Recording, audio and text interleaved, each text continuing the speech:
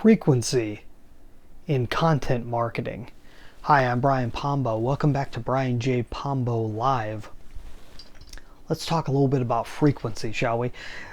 This is off of a conversation that we were having yesterday regarding this concept in marketing that's called recency, frequency, and monetary value. Oftentimes, it's the acronym is RFM, and you normally apply this to sales.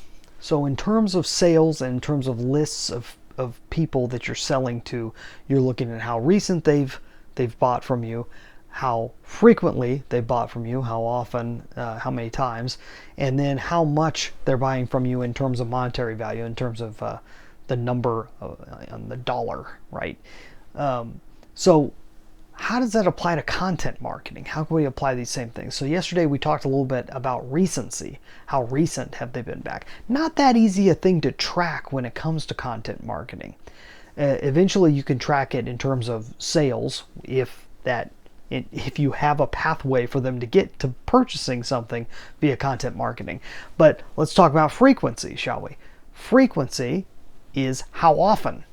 This is something that's much more visual, especially from people who are active on content marketing, and depending on what type of tracking you have, what type of platforms you're on, if you're doing any ad drive for your content, meaning you're paying to have people watch your content, that you'll have extra analytics that you could be able to judge this by.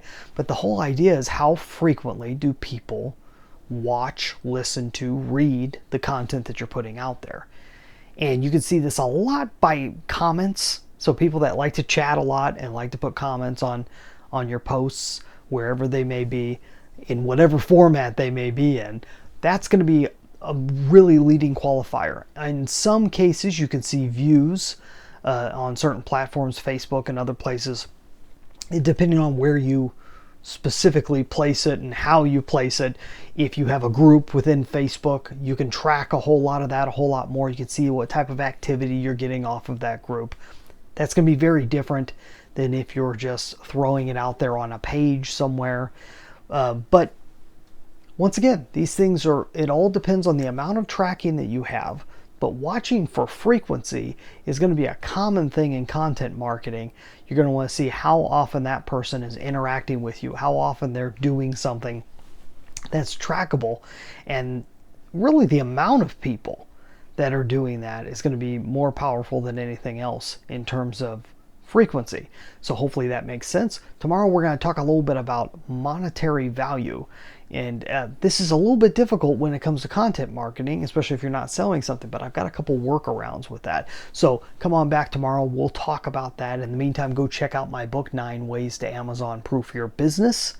It's all about how to overcome competition. It's not just about Amazon.com. Amazon.com is what we use as a foil in terms of, this is the enemy, this is your competition.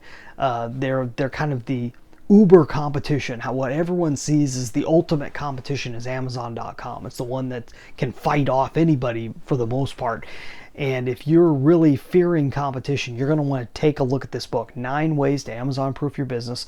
You get a free copy at AmazonProofBook.com. We'll be back here tomorrow. In the meantime, I want you to get out there and let the magic happen.